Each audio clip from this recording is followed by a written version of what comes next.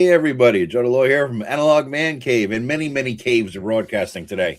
All right, we have Don Semora as a special guest. Welcome, Don. I'm special. Thank you for coming on the show, man. This is cool. Thank you for having me. We've never really talked or met, so I'm looking forward. I met you at Total Con. It was with Eric briefly. This is Yeah, Joe the lawyer. for a How you second. doing? I'm going to the effing bar. That was pretty much yeah.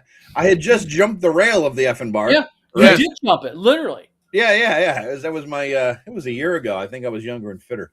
But yeah. But I saw Eric and Rach over there. Eric, what's up, man? What's going on?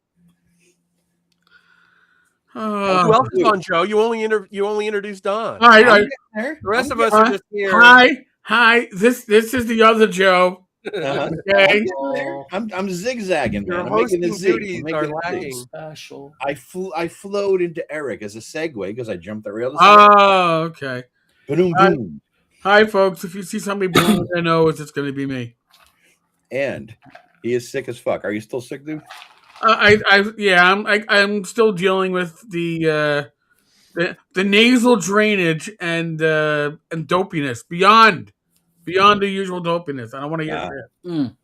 Well, normally we bust your balls for drinking those seltzer girl drinks or something, but you're not drinking tonight, so it's okay. You got the flu, antibiotics. I mean, listen, if I have to, I'm always prepared. I think that might be considered medicinal about 100 years ago. So if you want to, it kills the germs, right? You know, if the throat starts getting a little.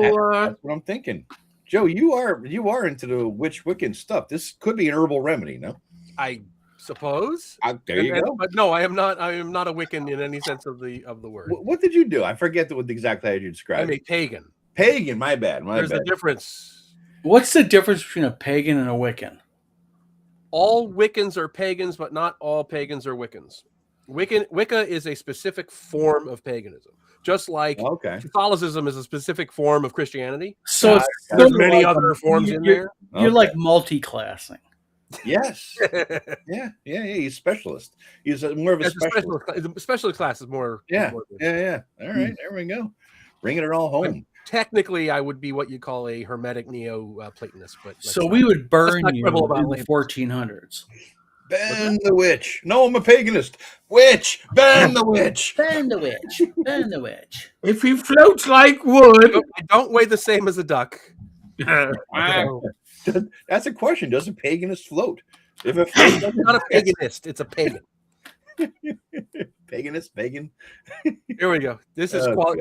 Can we see comments, please? Yes. Oh yeah, holy shit, dude! It scares me. Wait a minute, I gotta go. How are we gonna do this? Because we say Joe. Which Joe do we talk? Does anybody have like nicknames? No. Thank you, honey. Not you, my wife. She brought me again. Wow, you pulled it right out of Joe's head. Nope, I got ice. It was kind of cool, actually. Yeah, it was cool. Yeah, really. All right. You ever said Sergeant Trooper? I was Sergeant Trooper for many years, so I hear you. What? The guy in the chat will know what I'm talking about. Oh, I thought you said you were a state trooper for many years. Ausa True. It's a Norse pagan. Oh, okay. Oh, okay. Like I said, he worships Thor there, but I haven't been that for a while. Gotcha. All right, cool. Good deal. I bought my brother a hammer of Thor. Wears around his neck like back in the old days. You know, it's nice. Sterling silver one for his birthday. I've got a whole box of hammers. Really? I got screws. I got wrenches too. Yeah, I'm gonna get hammered tonight.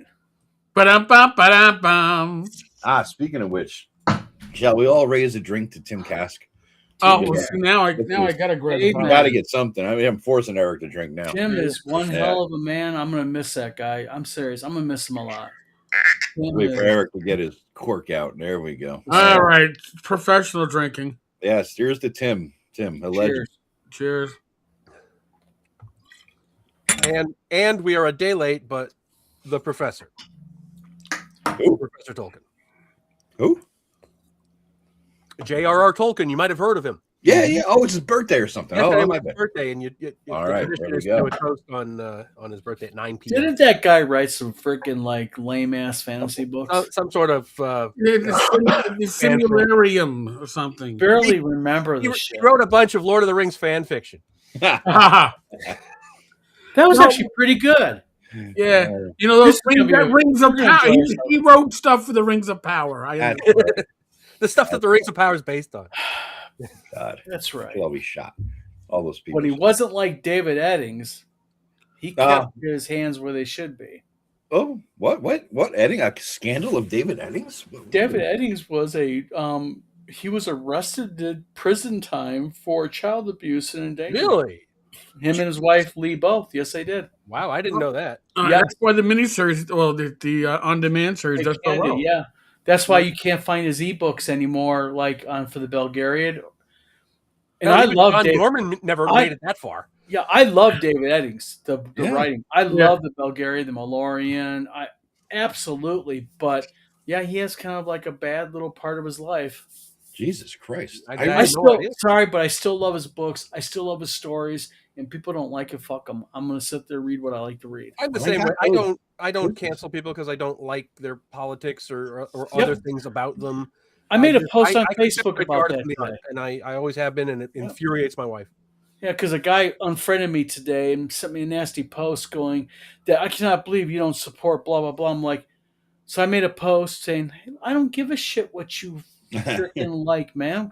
We could still be friends. You know what I mean? Yep. Oh, that's where that came from. Okay. Yeah. He unfriended me and was made it a point to message me. I'm like, listen, dude, it's like pizza, man.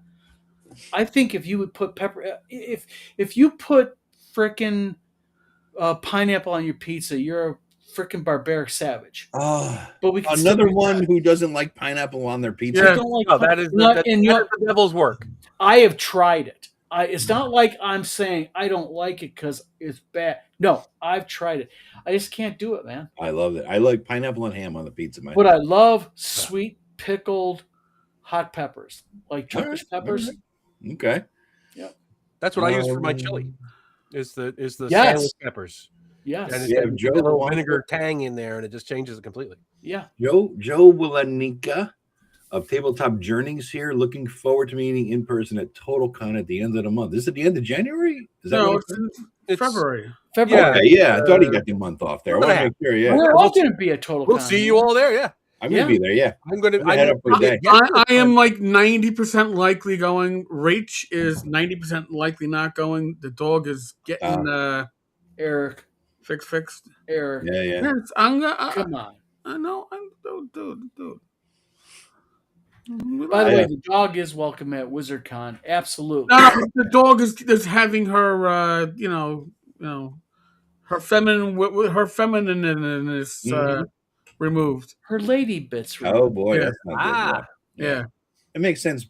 Be home with the mother. It understands these lady bits. And, right. Nice. Get the man out of the house. Yeah. You just, man with different bits. I got a quick Tim Cass story I want to tell. Speaking of TotalCon coming up here, I met him there the year I met you there, Eric, and just before COVID hit and whatnot. And I played him one of his games. He comes rolling on in his little wheelie cart. He zips up to the table. Gets there, and I was a lot heavier then than I am now. Believe it or not, that's possible.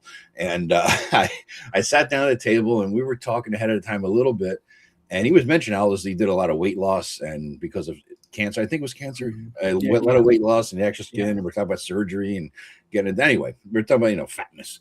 But during the game, just before we were talking, he was talking about somebody made a joke. And it was a pun, and he says, he can't make me laugh at puns. He says, Gary was the greatest punster in the world, Gary Gygax, and you can't beat him. You can't top Gary, right? And so, all right. Anyway, this adventure as we're rolling along here, it made no sense. It was like a fucking stoner's wet dream, I couldn't understand what the fuck was going on. He was a stoner. Yeah, he was out totally. Yeah, that's why I had a couple tokes before. You're like, "Where's Joe?" I'm out there on back deck puffing away because I know I'm going to talk about Tim Cask here.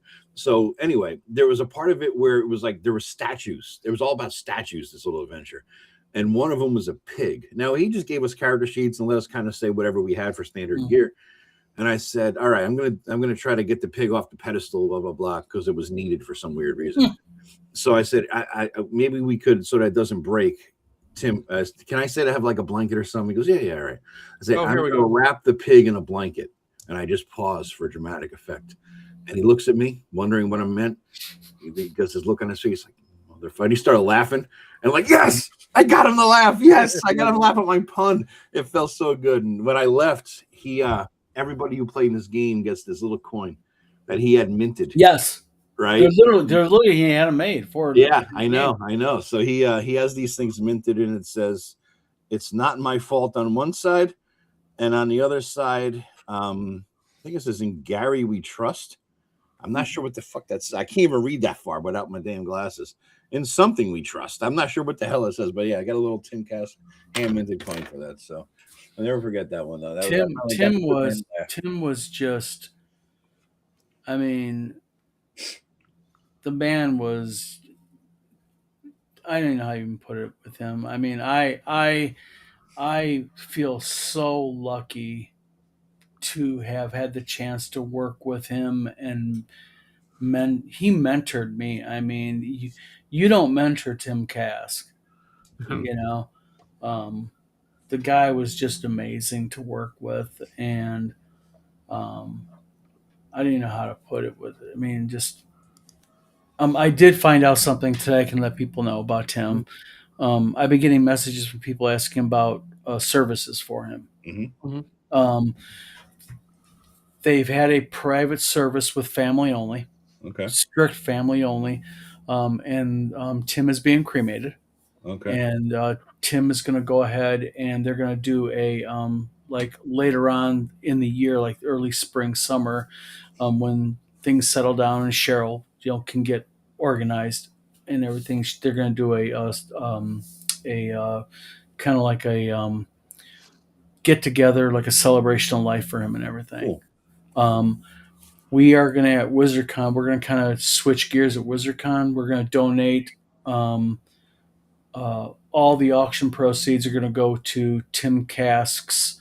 Either going to go to Cheryl directly, or we're going to do something where Tim was a teacher, by the way, for people who don't know. He was a big educator. Yep. And he had a wildlife fund he dealt with in Colorado quite a bit. But also, me and Tina was talking, and we were thinking about doing like a local community college, like for one lucky student, if we can get the money together enough, donate like a full 2-year ride for him, or at least 1 year scholarship for one student in like graphic design or something oriented like that.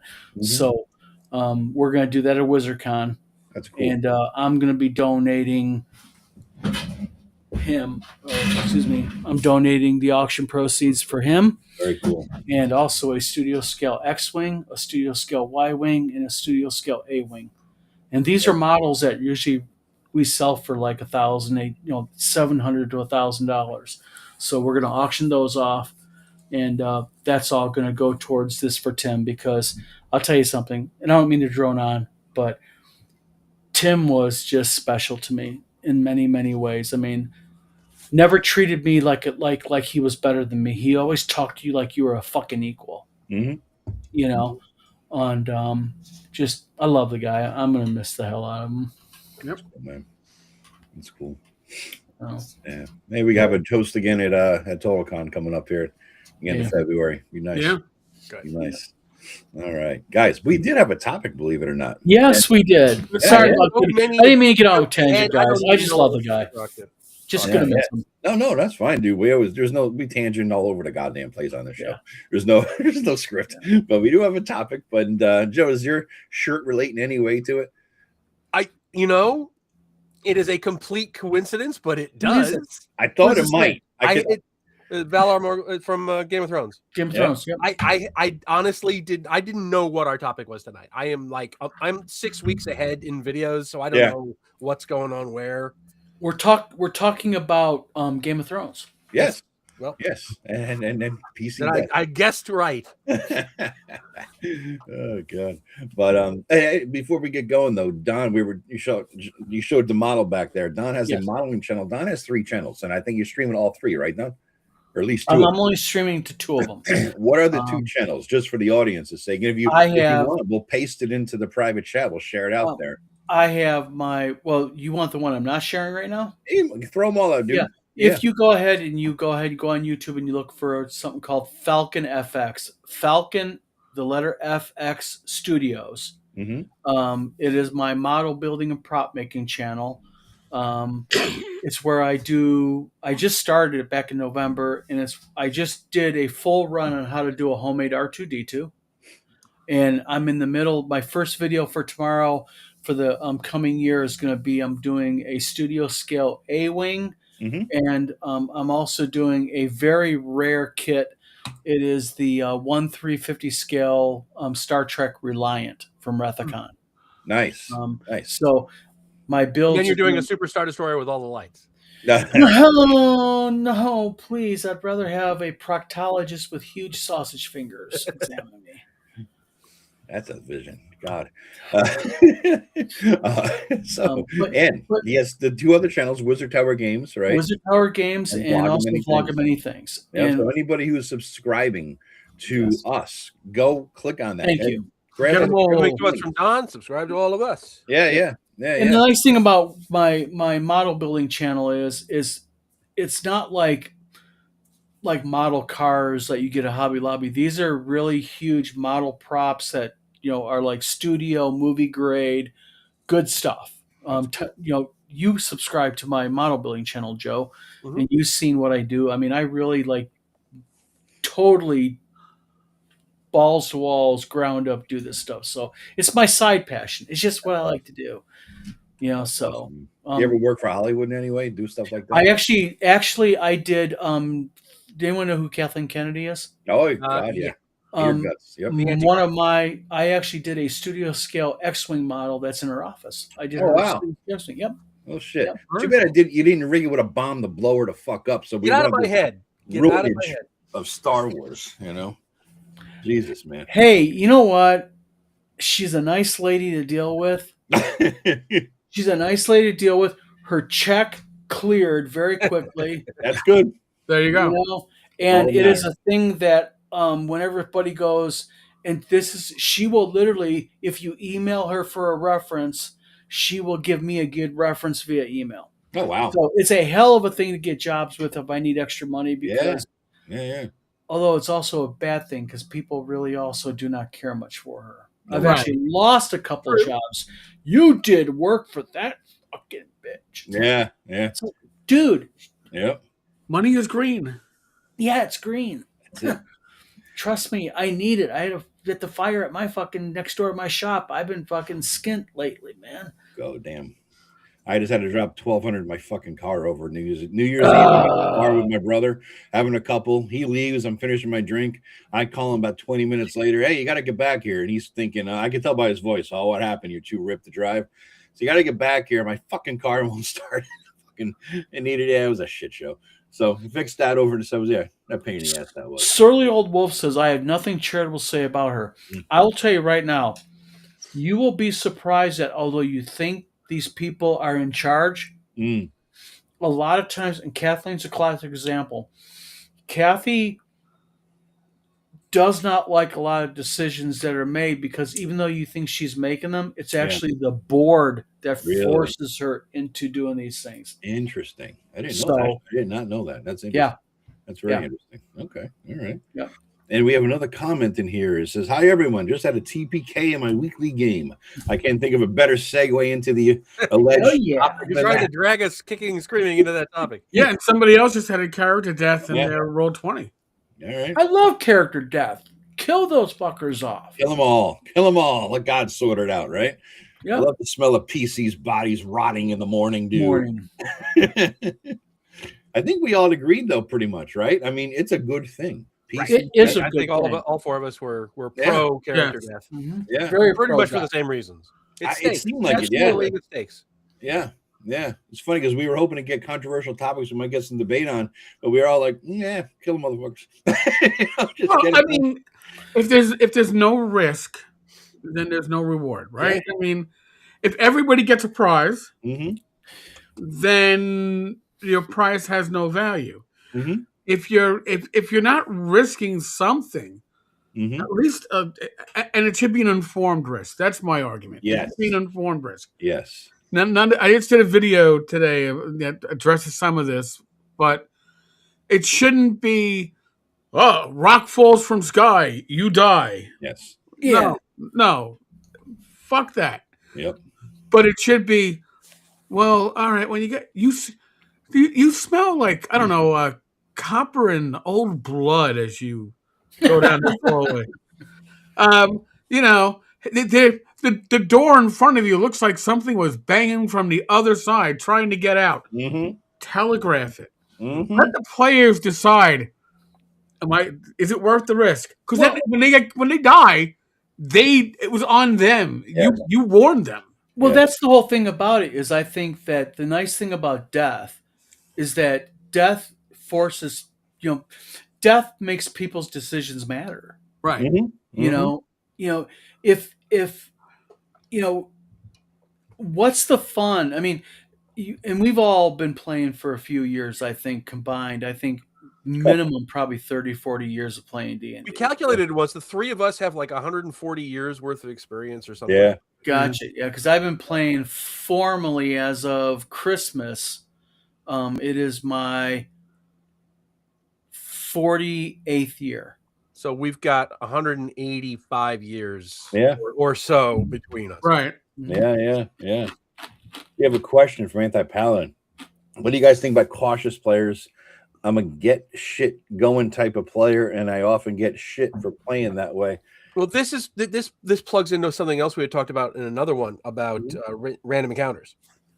One of the reasons for random encounters is to keep the players from being overly cautious, because if you're checking for traps every 10 feet, and if you're searching for secret doors every 10 feet, you're going to get 10 times as many random encounter rolls. That is the purpose of them. That is annoying as fuck to have a player do that. It disrupts the game.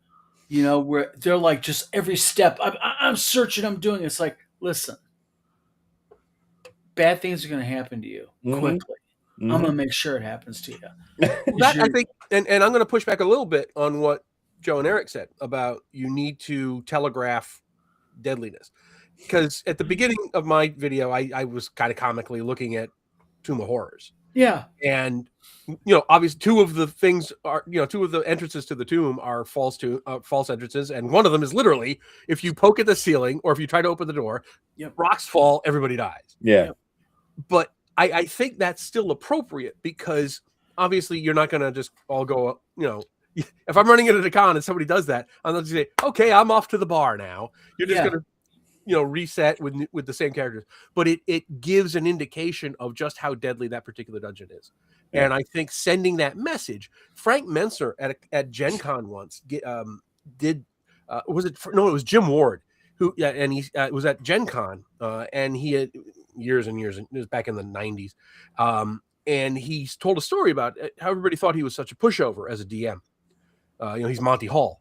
And so he was starting a new group, and he just had a green dragon come in and kill them all and made them roll new characters just to show them that, I'm not a pushover. And I am going to kill you if it happens. So I think there is a case to be made in very specific circumstances for killing people without the notice. Just sometimes it's like going to jail, Joe. You got to find the biggest, toughest looking guy and beat the hell out of him just to show and it's the same thing as for DMing, I guess, right?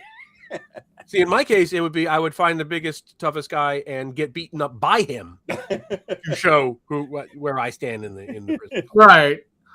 Well, but the thing, today's video that I did was on tournament adventures, right? I mean, when it came to old TSR, when they realized people actually want this shit, people will pay for adventures. What they had on the shelf was all the tournament adventures that they were running at cons. Yeah. And tournament adventures are meant to be scored. They are meant to essentially, like Joe was saying, be a killer dungeon. Yeah. Because you are going to be scored against other groups, maybe at other cons or the same con. And one group will do the best. But it's different than running B1 or B2. And incidentally, that fact is contradictory to what we were told in the rules, because the rules presumed you were going to be in a mega dungeon. They didn't use the name back then, but when you see about callers and timekeeping must be spent, and your goal is to find an entrance to the next level or something, that was all for mega dungeon play. And then the only thing they published were these tournament modules that were like a couple of rooms. and there was this disconnect between what you saw in like White Plume Mountain and the advice you were getting in the player's handbook on how to run a successful game. So it was a very, very much of a switcheroo. It's like, here's how you should play the game, and here's the examples we're giving you, and they're completely different. Well, I don't necessarily agree that you should always telegraph the thing. Sometimes shit happens, but if you don't telegraph the thing, it shouldn't be like one of those James Bond diabolical traps that nobody can get out of, and you must fight to die or die. There needs to be a way to run away. Whether you live while trying to run away, that's a different story, right? You know, that's that. And quick, I think if you're making the point, like, yes, this is deadly, and you're going to die, and here's a sample. Yeah. Let's reset and do it for real. Yeah. Real quick, anti-paladin. He says, by the way, it's Matt Q from ShireCon Joe from Jeff Delaney's game. Do we have that beer after the game, Matt? Is that you? I think little big guy. Just let me know if you played in that endless what do you call it? Torture or adventure that he had us do death after death after death. The funnel. Let me know if that was you who I played with that with. So yeah. But anyway, yeah. So Saw the dungeon. What's that? Saw the dungeon. It was rough, dude. He was just like fighting, and we're first level guys, and it was like demons invaded a town for no apparent reason, and we're just running through trying to kill it. Well, that's a little bit unbalanced. Demons and first level characters. It was a funnel. And so here's another good thing leading to death. We're expected to die. The meat grinder at the bottom, right? Yeah. And who lived gets all the gear or whatever the hell it was. But yeah, that was a thing. It was kind of wild and fun. I haven't done a funnel since DCC, which I'm not in favor of funnels, by the way. The funnels, you start with 4, you end up with 1, and that's your thing. It just never made much sense to me. Like, there needs to be verisimilitude in my guys dying. That's another topic I don't think I addressed in my video, but there needs to be a reason. It has to make sense. You know, like you're saying, Joe, the door, you open the door, you're dead. Why? Because I said so. That it says in my book that if they open door, they die. Well, right? It makes no sense. It's stupid. Well, also, I think sometimes, when you're talking about game balance and death, death can be used, or even the implications of death, to also settle players. So if you have a player being really fucking stupid, you can utilize death or the threat of it in a way that might get them to calm down a little bit and back off. Yeah. Because, some players also you got to be careful of. On the flip side, it's almost like they want to tank the group.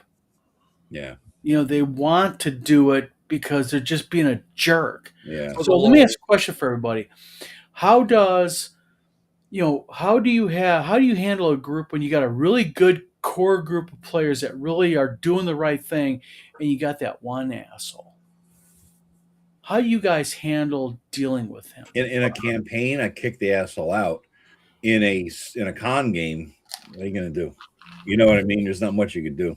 Make it hard for him by killing him, and then make him roll up a character, have him sit there for 20 minutes. Well, I wouldn't have him roll up a new character. I would just say, you're done. Find another game. Yeah. Nice to have you. Yeah. Nice having you at the table. Now go fuck off. So, Eric, are you? Is this laryngitis here? You're what? Characteristically quiet. Kind of quiet, yeah. See, I'm used to the roll of when I have a full group of people in. I historically, I'm the one that's like pushing buttons in the background. Marsha. I know. I usually got like Mike and Jim and a guest, and I'm used to. Oh, we got 4 people on the screen. I gotta take a step back. But this whole thing on character death to me is, I mean, I don't mind at a convention. The first half of it, I'll probably have not training wheels, but I might have a gutter on one side of the lane, so your ball won't go off that way. But after we reach the midway point, I'm going to be happy to kill off every PC. Yeah. I just try not to do it in the first half because I unless you're really stupid. Oh, real quick, that segues into what you just said. Something interesting. What is timing with you? So how does that work with you as a DM about making decisions on players? Like, you just mentioned timing, right? Well, it depends. Is it my home group or my online group or whatever? Just in general online. But it depends, because if I'm at a convention, I run things differently than if I do at my home group. Yeah. At my home table, if they want to dilly dally and pull 4,000 levers and push lots of buttons, and I don't care. Let them do what they want. We're at a gaming convention. They got to get from point A to point G in a 4-hour time spot. I am going to find ways to keep the pressure on them to keep it moving. But since these players haven't played with each other yet, I'm also a little bit more squishy when it comes to their first hour or two of play. I'm not as quick to go, well, you're dead. Yeah, I might just pull back a little bit. But once we take that mid break, everybody go to the bathroom, smoke them if you got them, be back here in 10. Game on. Now you've got your money's worth. Now let's see what you have. And you've had 2 hours to learn. And by the way, if you've played with the gaming group for 2 hours, you've already learned who's the asshole, who's stupid, who's smart. You've learned it. If you haven't fall in this group here, if you haven't learned that in 2 hours, you're the stupid one. Just gonna throw that out there. If you haven't learned that part, you're probably the stupid one. Yeah. But it's interesting because the way you run games that actually have plots. Yeah. When I'm doing a con game, I'm generally going to run Castle of Mad Archmage, and that's just explore and see how many rooms you can do, and how long no pressure. You're just going to wander around in the dungeon and see all the fun stuff you can see. So I don't have when I'm running a con game, I don't have that same time pressure because it's not like I'm expecting them to do something. You know, they don't have to complete the quest. But Joe, let me ask you this about that. You know, you have your standard, and don't take disrespect out of this. You have your pre-canned adventure. You know, it's pre-done. Right. Castle of the Archway, fine. But how do you handle players that get into that and they start doing shit that you're just not expecting? Like they're really going off your script. I thrive on that. Yeah. Love it. I am such an improv DM. Good. That is what I do. I don't prep. Like Joe, I don't prep. Other Joe spends more time prepping than he does playing. It sounds multiples. I don't prep it. Why? Because I love the improv too, but my prepping, number one, is fun for me. I thoroughly enjoy, like, people like, oh, you spent 12 hours prepping for a 3-hour game. They didn't even do the thing you prepped for. I'm like, so I had so much fun prepping. That was a great day for me. That's a different thing. Yeah, I enjoy the writing process. Yeah. Right. But number two is, I feel the main reason I like it is because when I do improv, there's layers of depth to improv, obviously, right? The more layers you have already developed, the more in-depth the improv can be in my head, because I know layers of interactions and relationships within the city, town, adventure, whatever the hell it is. So when I'm improving, it comes from not just top of my head off the cuff stuff. It's because I know that it's like a clockwork system that's going on here. And so my improv is here or here because of that or that, right? You know what I mean? But I could go deeper with it, if that makes any sense. Yeah, it does. But that's situational too. Because in my situation, I already know Castle of Mad Archmage. Exactly. I know it inside and out. It's your I baby. don't need that level of prep. But even when I'm running a regular game, I just enjoy the challenge. Yeah. Of, you know, how can I just, you know, it's me against it's adversarial in the sense of I'm trying to keep up with what their craziness is doing.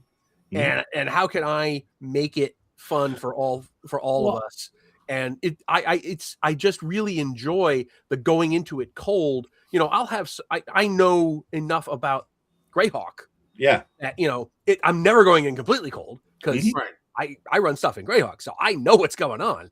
So I really enjoy being challenged by players who go off script and just do some wacky thing and I have to react to it. And to me, that's the fun part of being a DM. Yeah, I agree. That's cool. I enjoy that too. Like Bad Mike, around them shooting around my feet. Bad Mike was saying something like that. Well, Joe, I remember Eric in that video I dropped in on you guys that Wednesday. He was like, well, Joe probably doesn't. He's not ready. He's like the improv and won't. He gets mad and starts to railroad people. And then I got in and said, no. I said, he asked me, he says, let me ask you this, Joe. If people decide to hop on a ship and go to some island instead, and he says, would you like that? Would you roll with it? I said, absolutely. I'd roll with it. Number one. And number two, I already know what the fuck's on that island. Yeah, so you probably do. Better adventure. So, like, I will say this. Last year at Page, I had a really solid group. And the adventure's rolling along, and I kind of did what I like to do. I tried to give a little hint of something coming up. I said, oh, wait, you smell a little smoke in the air. So my halfling player goes, can I recognize it? I go, what do you mean? Thank you. Is it food? Double fisting it. And I was like, what's that? Double fisting holy crap. I was like, right, it wasn't that. Now it is. And I'm like, well, halfling should have that as an ability. Yeah. So now, in my head, and I told him, I go, well, listen, this is a good place to break. I got to pick Rach up from the main building. I was at the hotel. I go, take a 10-minute break, because everything was driving there. And as I drove that 10 minutes, I rewrote the adventure in my head. So what they were coming up on now was the Undead Necromancers buffet. That man is a DM's DM. I want to play into what my players are. Now they feel like we figured this all out. No, that's the key. Is that you figured it out. Listen to the players. Not only do you seem like a genius, but they feel like geniuses too, figuring it out. And you're just listening to them and riffing off of what they're better than what I had planned. You're enabling idea. Yeah, what you're doing is you're basically enabling them in a positive way because you're feeding, hate to say it like this, but we all have egos. And you're feeding their player ego, you know? Yeah. And it's just super. Not a thing wrong with that. Love it. WizardCon, I was doing Man Archmage, and I don't know if you heard it. We were laughing, and just hooting, and they were bringing drinks and stuff. We just had such a blast, and it was just all completely improv. I mean, out of the book. But, I mean, they were doing wacky things. It was just.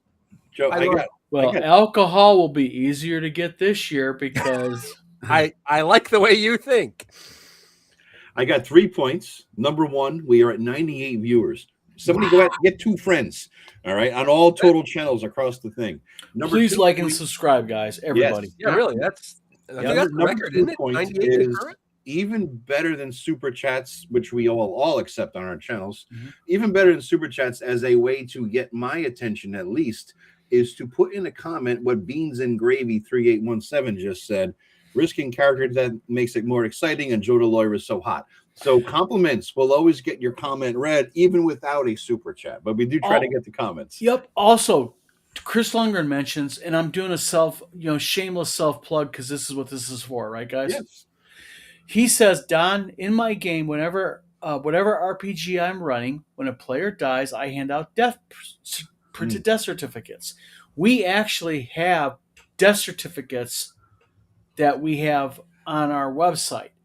And on our new website that's going live, that I was sending Eric screenshots of it earlier today, there's a button up top that says do not push. Because I know someone's going to push the freaking thing. And that's the free download button. Oh, we're going to do like, when you click on it, you're going to be able to download player character record sheets, death certificates. We're going to give away just all kinds of free shit that you can download and print for free. It's just kind of a thank you. But a trend here. Sorry, I see Theatus. Yeah, thank you, Theatus. I have I am a slut. So yes, you talk me up like that, I'm an easy lay. So yeah, there we are. Aren't we all? So actually, what you just said, Don, I actually prepped for this. I don't prep for games, but I prepped for this. And somebody in one of my comments reminded me that on the old Goldenrod AD&D player sheets, on the back at the bottom, they have your last will and testament. Yes. I did not know that all these years playing. Am I a fucking lame ass? It's will I blank do hereby blank, and that will tell you that they were expecting back in the day death. You were going to die. Yeah. I loved that. I had completely forgotten about that until one of the commenters reminded me about it. But that tells you about the mindset in 1980. That's what they were thinking the game was going to be like. And it didn't matter. It wasn't the end of the world. Somebody in the chat a while ago, said we should, give examples of like when players took character death hard. Yeah. I've honestly never seen that, because the way I grew up and the way the people I game with grew up, that was part of the process. And you could do one of two things. You could sit around for an hour until they got to a point where a character could naturally come in, or just instantly you just change it to Junior. You change the name to Junior, and you're back in the game, and then you hand waved it. Nobody. I just don't like high level characters, man. I get like 8th, 9th level. I start doing stupid shit. 8th, 9th level is the sweet spot. That's that the 8th level is about the sweet spot. It's at least for AD&D, right? And that's why in Adventures Dark and Deep Light I capped it at 8, because beyond that 5th level spells it starts to break down. Exactly. And once they break down, it means that as a DM you can't balance shit anymore. Yeah, because it becomes very swingy after 5th level spells. And look at Eric in our 2nd edition game. Look at the end.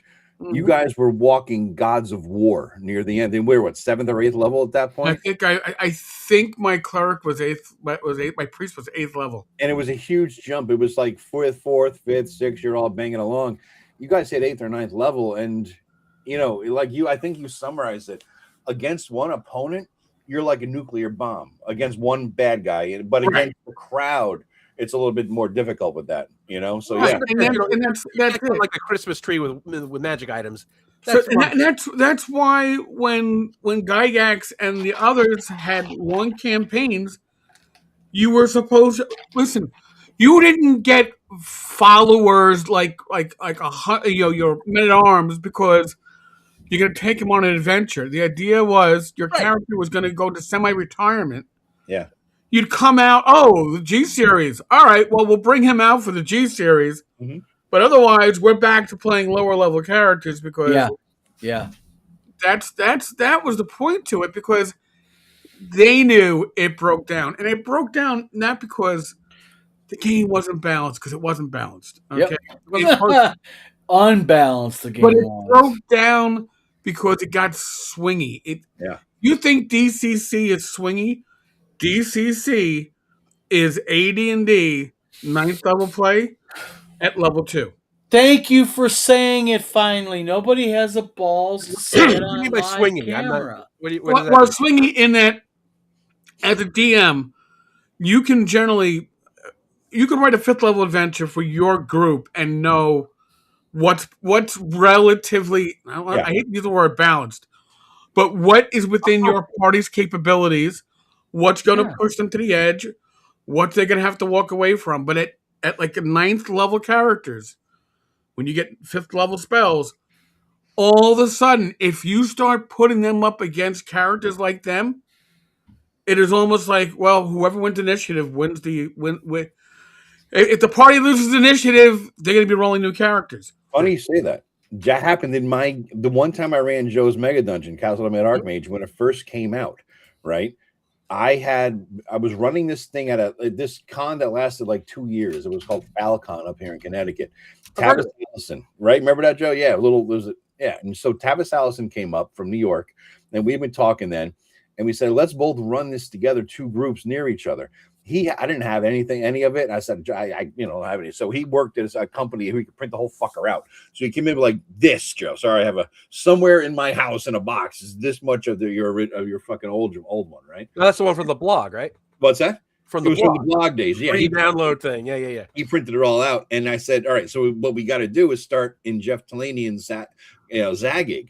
Right, because I know you coincidentally they match up, right? Sheerest coincidence. Seriously, there's all line up. Yeah. So we had them going, right, and this is the coolest thing was that it's coming to the end, and every once in a while we turn back. Where are your guys at? Right, at a level, this area, like, all right, cool. We weren't trying to direct them there. It was just like we wanted to keep in mind in case their paths crossed, we wanted to have a fight, right? Yeah. Within 20 minutes of the end or so.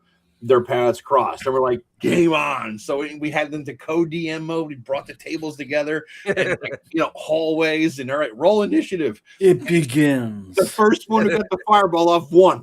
That was it. Fireball dead. We win. Done. It was so anticlimactic because of the initiative and the fireball in the fucking hallway. It's funny you mentioned that, because when I ran it at Long Island Tabletop Expo last year, and right at the end, we've got like 15 minutes before the session ends, and they're fighting like ogres or something, and the magic user casts a fireball and doesn't realize that, it was lightning bolt, and doesn't realize that it hits it fries the things, hits the wall, rebounds on them. Oh, not only did they take out all the people, it was almost a TPK. Wow. And everybody was laughing their asses off, me most especially. Nice. And it was just it was like 90% of the players died, but everybody loved it because it was just such a stupid way to die. It was like one of those things. It's just like, really? You couldn't have waited. Back to character death. That's the way to die. That's right. Bragging us back. And Zarian says, in Beckme, the I stood for immortal because the PZ is supposed to become demigods. And for whatever reason, maybe because I started with the Beckme basic and expert, and I kept seeing the other boxes, but then I jumped to AD&D, and I was always a wizard fan, the magic user. So I always wanted the 9th level spells, because why do you play wizard if you're not going to go for the wish spell and meteor swarm and all that, right? And so in my head, like you guys are saying, the game ended at 9th or 10th level. For me, that was like mid-tier, because I wanted all my PCs to become gods, right? I wanted them to rule the universe. And so that's kind of that. Whoa. That was me slipping my foot off my bench here. That looked bad. Oh, yeah, it hurt. We're not doing an example of character death here, people. No. Well, trust me, when you reverse stub your toe and your foot falls and you get your foot caught on the bench underneath, ow! I want my mommy. It's like the funny bone thing. Yeah. Not funny at all. It fucking hurt. But to get back to the BCMI thing, that's one reason I think I don't like BCMI. Because I don't want to go that far. I want to go to 8th, 9th, 10th tops. And then but just make it a house rule then that you cap it at 9th level or whatnot. Yeah, but I mean, that's why not play AD&D and BX as well is BX caps at 14. That as written was as that probably listen, I'm not saying I didn't have higher level characters when I played AD&D, but we had more fun playing low level characters. When I started running a full session, my campaigns always wrapped up around level 7, 8, 9. They wrapped. Now, was that a mandatory wrap by the DM, or is that just a generalized rule? That was a generalized wrap with the group. It was like, all right, so all right, so now my cleric has their little temple stronghold. My fighter has his. Maybe the ranger wants to keep on going till they hit level 10 so they can start getting their horde or whatever you want to call it. Yeah, but that's when you start playing their henchmen. Right. Well, that's the whole thing, too. Cleric, he's got a 6th level fighter henchman or whatever. Right. So that's what but, it was kind of like, where do we go from here? Because as a DM, I could see the wheels were getting to the point, like I was saying, it gets swingy. It gets to the point where, as a DM, you want to challenge your players, but you don't want every encounter to be it's a TPK of either the opponent in the first round or them. Mm-hmm. And that's what you start looking at those levels. And assumes that all the encounters are going to be combat. Right. But that's the thing. Like, I by the way, my first convention was at NYU when I was 19. I got banned from ever returning to the convention. Why? Because we had pre-gens, and they were all like 15th level pre-gens in this dungeon. And I'm like everybody else came from like NYU, so they all knew each other. So I get like the leftover. Me and my friend get leftovers. He got like the fighter. I got the druid because nobody wants a druid. I love and I was like, and I'm looking at my spell list, and I'm like, all right, cool. So our third room, because this is back in the day when you killed everything, 15th level, but we had to like go down to like I don't know 2 levels. We knew we had to go, so I go, all right, yeah, it's fine. Rock to mud. Ha. The DM goes, what? Yeah. I go, rock. I'm a 15th level druid. I am going to do rock to mud down 2 levels, and then I'm going to dispel my own spell. So anything down below will be encased in rock. Nice. And the DM looked at me, Nice. looked at the rest of the group, Yeah. went, It was like, what fuck the fuck? You're banned next year. I run this. I run the gaming group. My friend Andrew got invited back to play in that group. He never went, but I was banned. I was banned because I played my character, and that's how swingy it gets at those levels. Yeah. And that wasn't even thinking out of the box. That was thinking logically on the sheet. Yeah. And part of it is, when I started with Holmes Basic for a summer, and Holmes Basic only goes up to level 3. So for me, we actually did that several times. My friend and I would just played all. Be back in 2 minutes. What's that? No worries. Be back. And we played for all summer long, and we went up. We would kill things until we got to level 3, new character. And it was just all summer long, and it was great because it was only low level stuff, which forced us to be very inventive and creative in the way we approached the game. But it was, I think that maybe informs me, and even in high school, because all of us were like really creative types, and we would play a campaign for a few months and then get tired of it and want to do a new campaign. So right. Because I had these other great ideas, so we got to do a whole new campaign with new characters, and we would keep doing that. So we would maybe get up to level 5 or level 6, and then here we go, new characters, new campaign, because I had a great idea, and all of us were doing that because I wasn't the eternal DM back then. That is fun. But it was just the way it. So I'm much more comfortable at low to mid level, just because that's the way I grew up playing. And Joe, you had a question or comment. I saw that. Yes, I know. Yeah, I wanted to get back. You said, Greyhawk Grognar, that stupid usage of lightning bolt spell, if it was a high level magic user casting, that should know better, ? And I wondered about that too. Even in reality, I mean, earth is a ground, rock is earth. Shouldn't it ground it rather than reflect? I don't understand that in physics, but I don't know much about physics.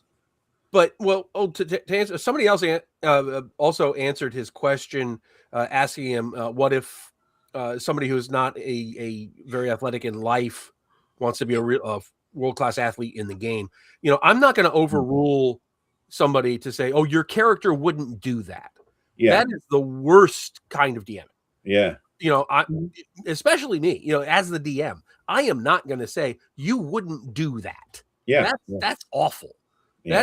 That is yikes. I could never see myself doing and not for nothing. If you've ever seen how people act under stress, you can go on YouTube, watch some police videos, and watch some pretty poor tactics when you see a cop put a gun almost to another cop's head because the cops, stepped in front of them. Just because you're a professional doesn't mean that every action you take is going to be on point. Exactly. Just Chris Lundgren, I got an opportunity for a plug, so I must take it. Chris Lundgren says he's learning Call of Cthulhu. It will be interesting to how moving from a fantasy game system to a darker Lovecraft game and dealing with character death. I have to plug my Swords of Cthulhu, which bridges the gap and actually does Lovecraftian horror in AD&D. But plug is over. So Joe's looking for his copy. I just had it back there. Damn it! I got 2 more recent ones. I have a whole Joe Block section over there, but I bought things I want to use, like handy, real quick behind me. And I thought I had that back here. Damn it! But yeah, I'll go.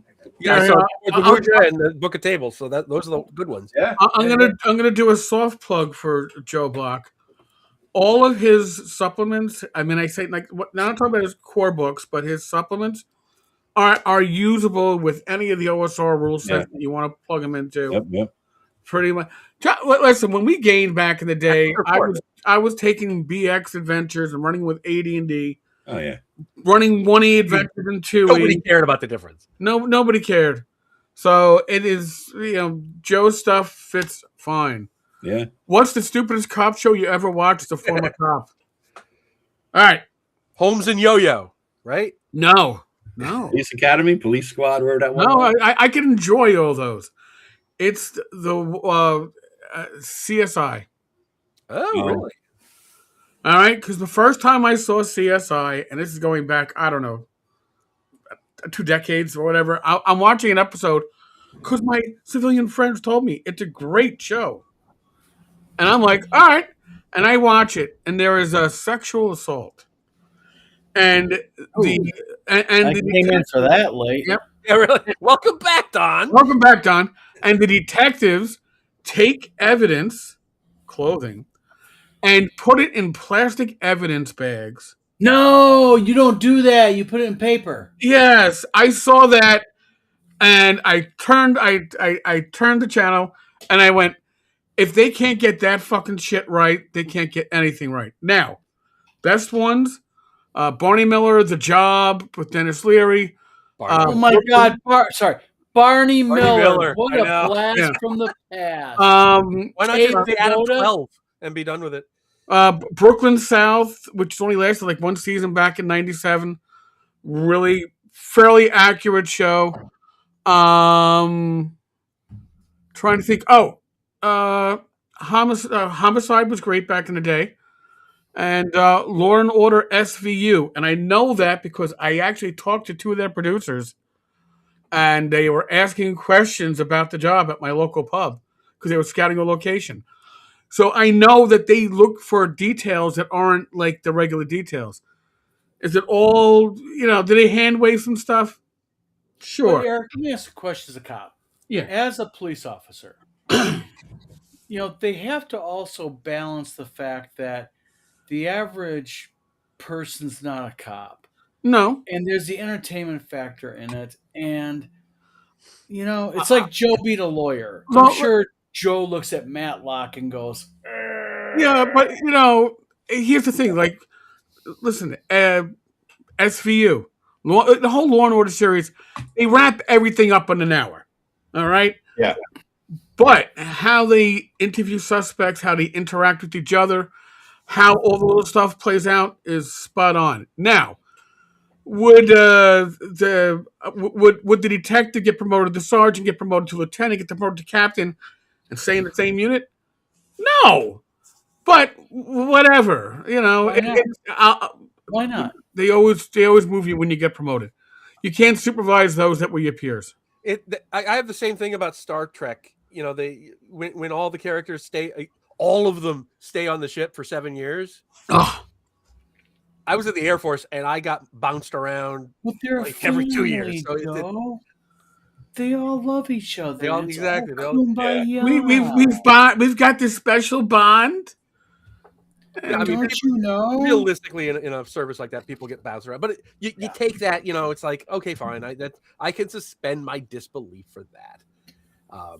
But there was somebody had a thing. God, we're getting comments like nobody's. I know. It's hard to shoot to try to find other than them talking amongst themselves and ones that are questions for us. Did we break 100 yet? 108, man. 108. Woo! Yes. Break it down. Okay, real quick. Who's got the 108? All right, so we got. Comments? So just I'll go down the list. None on my Facebook. 4 on my Rumble. Joe, you got 1 on your Rumble. Joe, you got 2 on your Facebook. There's 2 on somebody else's Rumble. Probably Eric. 16 on my YouTube. 1 on my Twitch. Vlog of Many Things has 5. Greyhawk Ragnar 32. Eric. Woo-hoo! I'm holding that fucking show. 1. So 104. 104 right now. Yeah. Hey, Don, you come on. We're setting records. I know. I tell you what. On serious note, though, please, because I'm a whore when it comes to this, please subscribe to my channel if you want to touch him in his special place. He's like the Pillsbury Doughboy. Just poke the whoring at the end of the poke him. Make him feel really good. Absolutely. So yeah, that's what we're all here to help each other out in terms of getting more word out about our channels to our channel. And these guys have been, by the way, also, if you are given the chance to come on and be the rookie, take it, because these guys are really good. They'll bust your balls a little bit, but that's a good thing. I don't mind my balls being busted.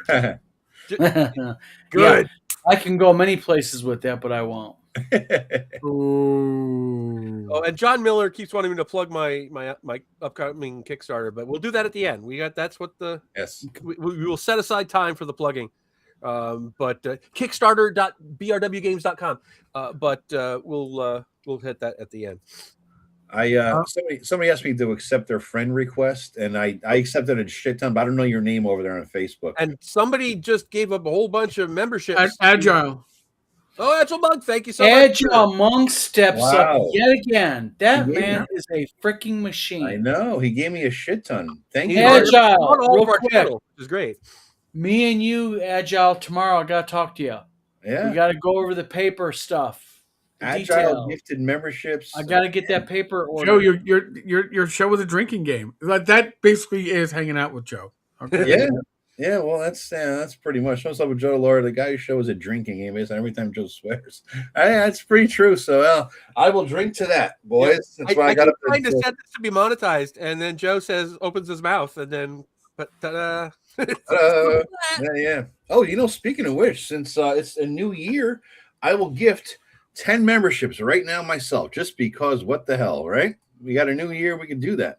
New month? Yeah. So I'm going to give 10 memberships myself. So I'll send 5. Oh, Don, somebody's asking what your channel is. What's that? Somebody's asking what your channel is. There's 5. What channel? Any, all of them, dude. What channel? Okay, depends. Do you want to talk?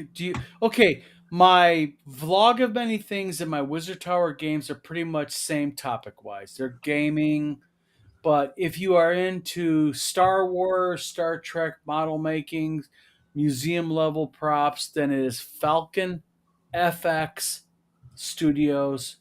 That is my channel. In fact, let me do this. Can I comment in here?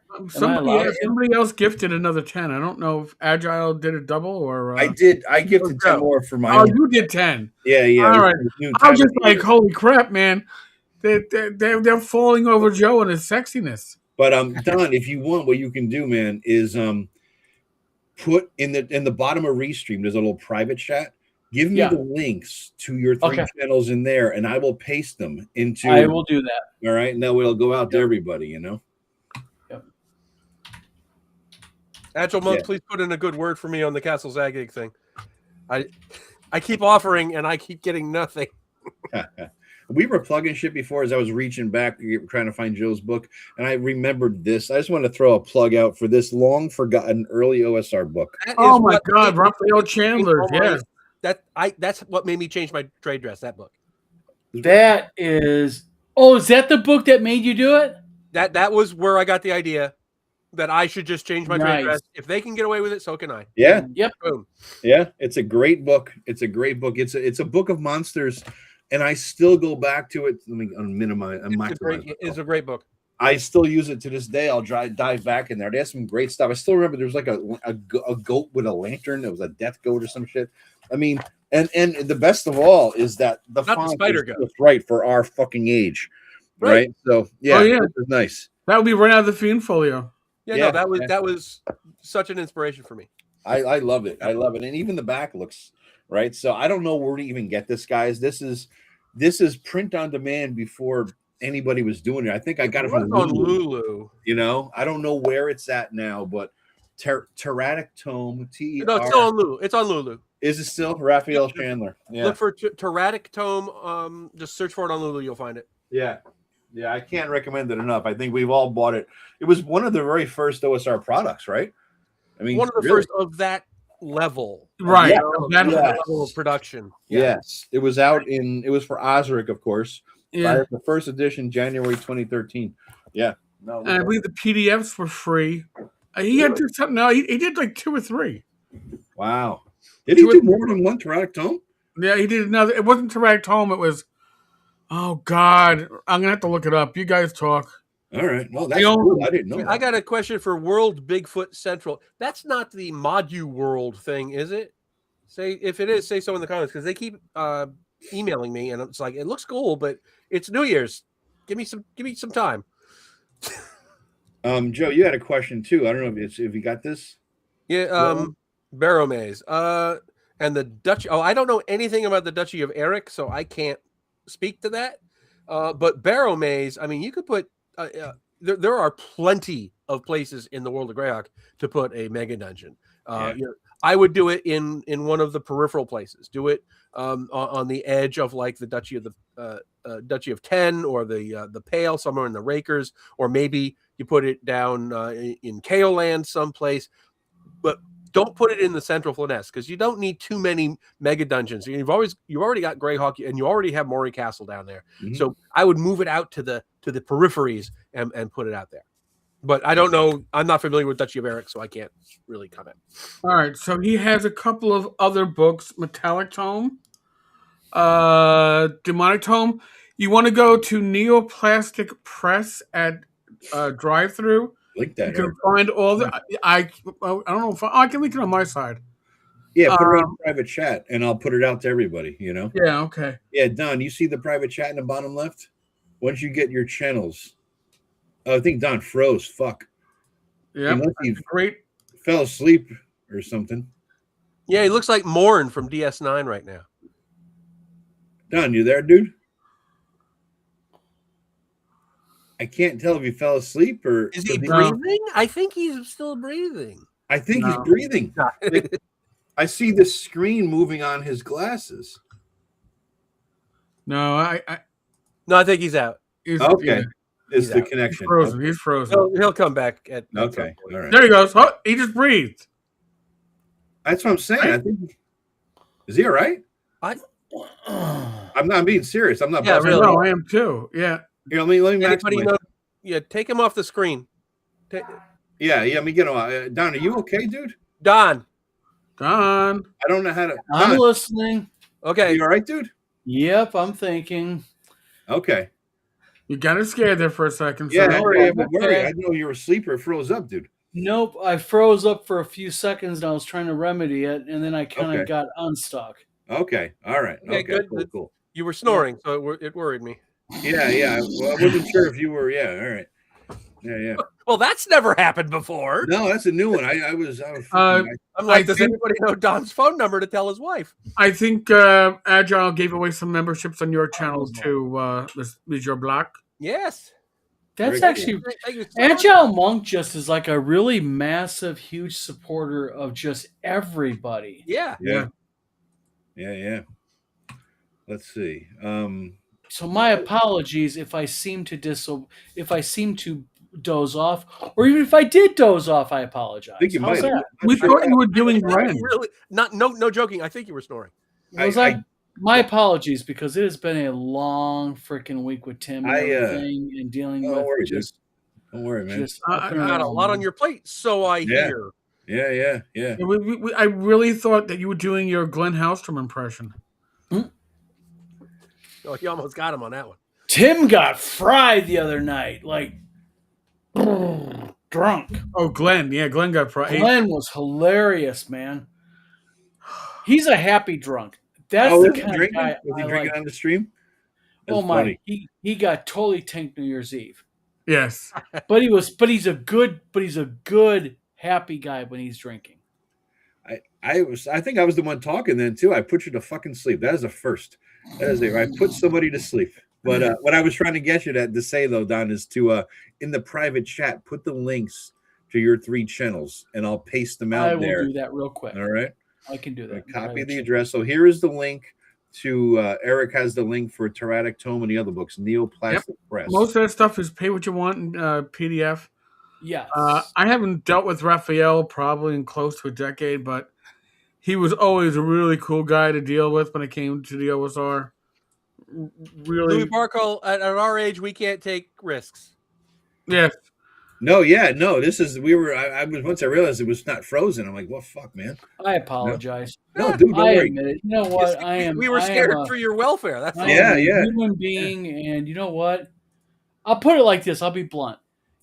I have had some issues with sleeping with Tim, just stressing out. Oh yeah, I can believe it. I have had like no sleep, and like me and my wife advertise this. Just say it. We actually, I got so concerned. I had a like an emergency doctor's appointment with my internal medicine specialist. Wow. And the other day, and me and my wife went in there, and I was just like, I need help. I cannot sleep. I can't function. And she was like, I'm going to put you on some meds, and they've actually kind of helped me a lot. If it's new meds, dude, and they're not falling asleep. Seroquel. Yeah. I get racing thoughts. She gave me my medicine is public. I don't give a shit. Recommendations here. She gave me Lasix because I was holding water. Okay. And everything, and then she also gave me Xanax. Yeah. And she gave me on top of that a thing called Lyrica, which is like a nerve pain thing because I have like a nerve pain issue with my mesentery in my abdomen. So good doctor. She's young, and she's an ass kicker. I mean, she's like, you know what? I don't believe in this no bullshit prescriptions. You need meds. I'm going to give them to you if they don't like it. Tough shit. DEA can kiss my ass. I was like, I like you. I'm going to have to look into that Lyrica because I've got a herniated disc. It is killing me. It is specifically designed for nerve pain. Yeah. Okay. And I'll tell you what, I've been taking it for 2 days, and I can tell the difference. And I think that's why I'm kind of like, I apologize again. I'm embarrassed. No worries. If you're on new meds, that can do it too. That's absolutely. I was going to say. It is working so well. Yeah. I'm actually being able to relax. Yeah. Just go ahead and go wake up, fucker. The same question twice. Yeah. Just go fucking wake up, you dumb motherfucker. And I'll be like, I'm sorry. I'm going to come up with him and smack you. If you got the new meds, then you're having a drink. Meds. That's what. If you got a new meds, you're having a drink, dude. Sometimes the interactions are a mess. That's totally understandable. What happened? Oops. Yeah. Bring up Chris Lundgren. Yeah, I see it, Joe. I see it. It's I'm also so fast. I'm dropping links in there real quick, and let me grab my last one real quick. Yep. Let me find it real quick. So, Highport, there were a couple of things in Dungeon Magazine. If you can go onto the Dungeon Magazine index, you'll find them there. I've got so many things in process right now. I cannot commit to doing a Highport thing, although you will really love my my video that's coming in 2 weeks because it talks about places that writers could focus on. I didn't mention Highport specifically, but that is definitely one that they could do. Fugly says how many people have actually died on live streams. If there's one, that's too many, dude. Well, yes. Yeah. Mm-hmm. My wife likes to feed me a mystery blue pill that turns flesh to stone. Back to D&D and boners. Back to D&D with Phil and Dixie. Boner. True, it didn't have that spell, but okay. That's my brother had he managed to pull off some kind of like rhinoceros horn concoction with a magic spell and cloud giant. Isn't that like real shit? Like though, like rhino horn makes your dick hard. That's why I researched. It doesn't, right? But people think it does. That's why I used it. So he had to go to the jungle at Schull to get the rhino horn. Wait a minute. It doesn't, but people think it does. I thought it really does. It does not. How do you know? Because there've been, medicine. Chinese. There's a different. You know what the difference is between? You know why they call it traditional medicine? Because it's not traditional. Because it's not. Because it's not medicine. Real medicine. Any horn of any animal is just matted hair, basically. Yeah. There's no difference between a rhino horn and hold on. Agile Monk said something that I need to address. Uh-oh. He loves me. Okay. Not to sound harsh, but we can't lose Don Semora. He's printing my books. Oh, I feel loved. Nice. I just feel so loved. Mercenarial. I love it. Oh, God. Pulls down pants. I cast helicopter. I don't understand where that's going, Mike. But and I'm the I know where it's going. I don't want to you go take there. your pecker and you swing it Oh, around, all right. but you got to have a big enough pecker to swing around. I So guess. much for monetization. It was good while it lasted. Yeah. Pumpkin. See, there's a reason why I don't create shorts from any of my live streams. Because you don't know what the AI is going to Actually, and the funny thing is, viral. RPG Grandma's here. yes. Yes, she's been here for a It while. always shows. So, Maybe I was sleeping while it was happening. when Joe the Lawyer appeared on one of the Talking Crits recently, last 3 or 4 months ago, I was like, it was a great episode. I ripped it with using the AI, clip goat. Yeah. And then YouTube, because I didn't bother checking. You're admitting that on camera? And then YouTube was like, you know what? You're no longer trusted. We no longer can trust you Because to tell us because of you. I love it. What? Say this again. I mean, Because of Joe's potty mouth. One of the clips that got automatically ripped. I didn't double check. I just went, there's nothing to worry about. Yeah, none of the above. And because of that, I had 3 months of we gotta watch your stuff a little bit more closely. Oh, YouTube. Yes. So I fucked your trust. YouTube no longer trusts you because of me. I love it. What was I never said the C word or any real bad. I don't drop I never say the N word. I know you say the F word. That gets flagged. It's enough of them. Yeah. Mofo, really? That'll do it. Oh, Mofo can do it. Yes. Agile Monk. I'm desperately trying to get on the Castle Zagic project. So just. Are you? Nice, Joe. I would love to be on that. Anything like that, I would. I would bump things from BRW to help with something like that. Yeah, cool. It isn't fear factor; it's the swear factor. Yes. Yeah. That's Joey the Lawyers. Yeah. Joey Lawyers. That's your Sopranos name. Joey Lawyers. That's where and not Sopranos, but where I got the name Joe the Lawyer was I had just moved back to Connecticut from a different state. And I was resetting myself up, and my brother had this Howard Stern subscription that I mooched off of, right, for his car, whatever the hell it was, Sirius XM or whatever back then, right? And so I was listening to Howard Stern all the time, and all his guys are like Sal the stockbroker and Phil the this and this so and so the drunk and this and that. And so I'm like, it was somebody the clown. Yes. So I needed a name. Because I was getting into blog. It was 06. I was getting into blogging and the boards and all that. More the boards, no blogging. It was 06. And I'm like, well, Joe, the name and what you do seemed to be the theme. Eric the stockbroker, Eric the drunk, right. Eric the midget, whatever it was. So I'm like, Joe the Lawyer. Eric the midget. And I'm the midget. I just took Joe the Lawyer because of Howard Stern, honestly. And it just stuck. That was really the whole genesis of the whole damn thing. Here, if we haven't been demonetized yet. The hell's that? Oh, Jesus Christ. The dick dragon? It's Penosaurus. Yes. Thank you. You didn't see this? Why do you hate my income, Eric? Why do you hate Do not eat. It's a bag of dicks. Jesus Christ. I think Don had the Don? I listened to Howard Stern on WXRK, which was the New York channel. Oh, yeah. The 92.3. 92.3 WXRK. Yeah. K-Rock.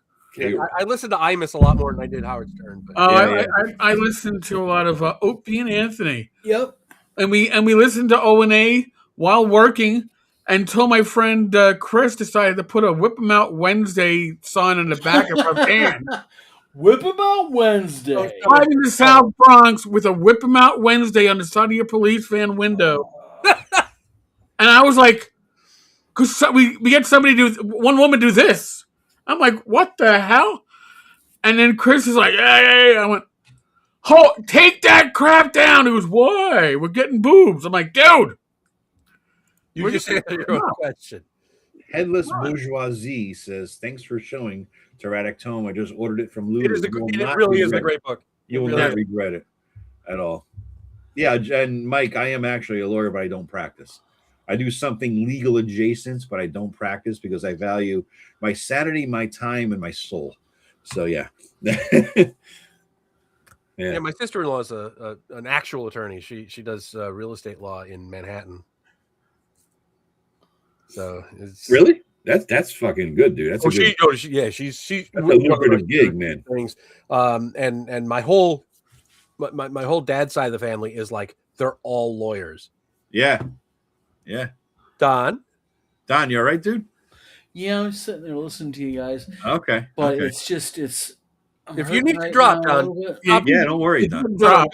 If you need to drop and go to bed, you've been up too long. You've been on No. I'm awake, but I'm just hurting. Yeah. So I'm more listening and dealing with it. No worries, man. Don, when the new drugs kick in, I've been on a couple of different things for various issues. When they're kicking in, my body's a goddamn disaster. And it takes me a while to wrap it. And that's why I can't have a drink. You know what I mean? It's like a whole thing. No weed, no drinking. Don't think that you have to stay on here if you're absolutely. Yeah, I'm good still. I'm good for a while. Okay. Well, we only got 5 minutes anyway, so no, we don't. We it's not like we have the, no firm time. Yeah. But I'll say kind of like we'll stay until 12:30, 1 o'clock, just to keep Don awake. Yeah, we're doing the Joe special. Yeah. This is a thing for me. Yeah. Yeah. Good evening. Oh, Flint Fireboard just joining us. Flint, what's up, buddy? What's up, man? Let's see. I retract my previous statement about Tankar. I'm not sure what your previous statement about Tankar was. Their world. Oh, it was I give great advice. I guess I don't give great advice. Oh, okay. I think Xnard Prime. I think the key Howard Stern years were what Artie was on. Honestly, I loved Artie Lang. He made the whole show. Once Artie left, all that mess he had going on, he had to leave, right? But I loved fucking Artie Lang back then, man. Yeah. See, I was much more of a Don Imus listener. Really? Howard, and they hated each other. But Stern got his start on Imus. I know. Well, no, he got his start because I went to Boston University, and he went to Boston University a few years before I did, and he was a communications major, and he actually got the student radio station shut down. Wow! Because he was such a jackass. Jesus Christ! So, but Chris Lundgren has a question. I love the OSR and so many games in the genre, but wonder what other RPGs besides 5.5 does the host like or want to come back? Well, no, 5.5 is not in any of our lists. No. I hate it. I think I write for 5.5 and I don't like it. No, I played 5.50 many years, and it's what I call 5th edition D&D is good enough D&D. But as long as you house rule the living shit out of it. Right. In my, I have a lot, as you know, Eric, why not just play a game that you don't have to do that? Well, that's why I'm writing my own. Eventually I'm like, fuck this shit, So yeah. But in terms of games that we like, and there he is. I love Call of Cthulhu. Call of Cthulhu for me is just it's a man. I don't know. You're not playing a campaign. You're playing one shot.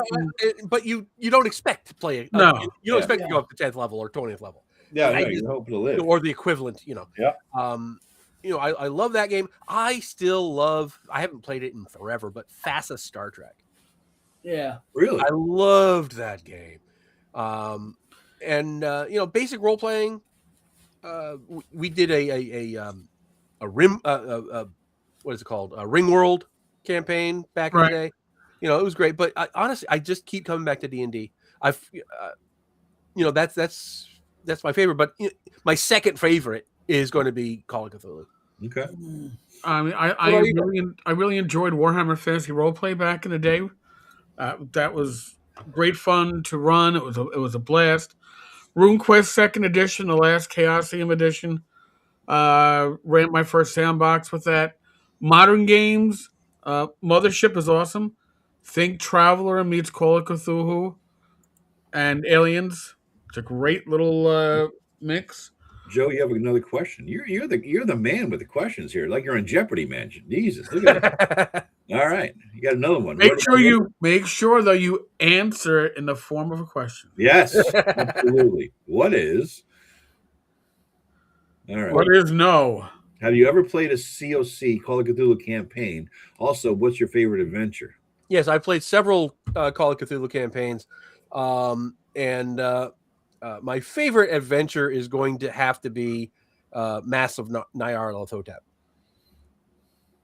It's the standard. It's just so good. Okay. I mean, although another one, I really enjoyed Vampire the Masquerade, the original. Oh, yeah, back before it Yeah. became like You want to come they don't do editions; they just do like dinner? New World, less Old World. Yeah, I mean, Yeah. but those original things from the early '90s, you know, Yep. right after the Vampire Lestat came out, that was a really terrific game. It was really new and innovative. I loved the Mummy supplement, and I always played a Mummy because nobody ever knew what they did. Oh, okay.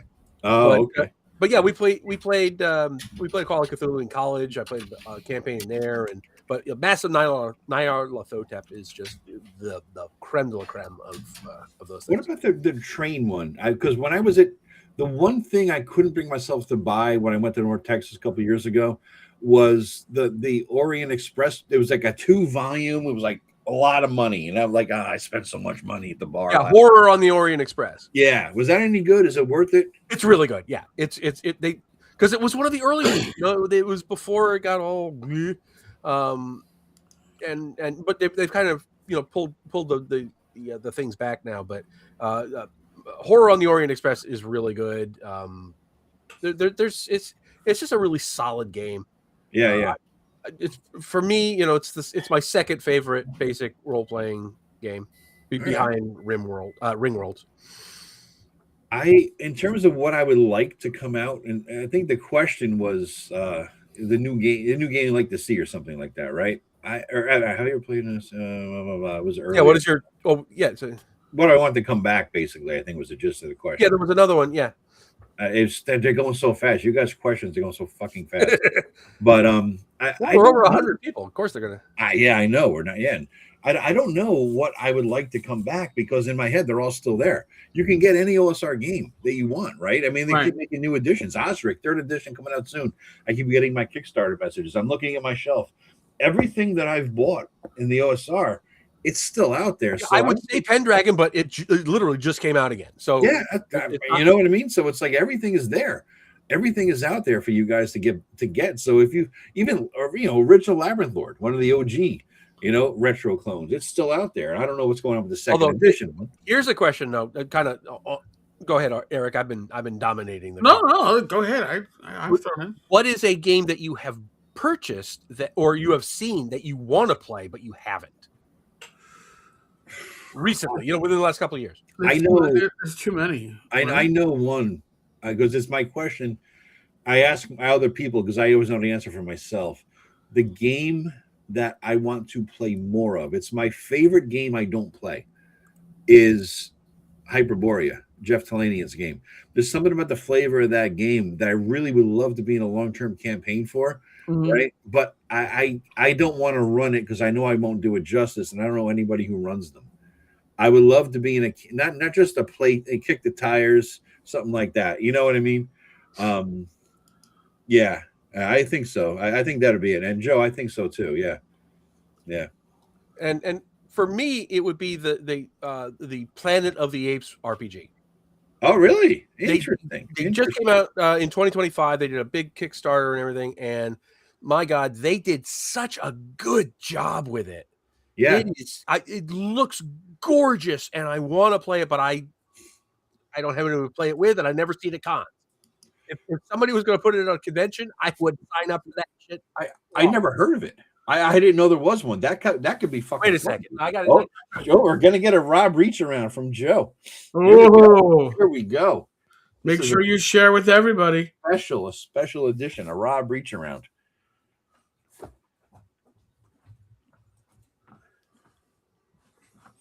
They did this. I mean, 2 books. You got the core rule book here, and it's a big rule book, and it's got the it's got the it's got the bookmark tassels. The bookmark tassels.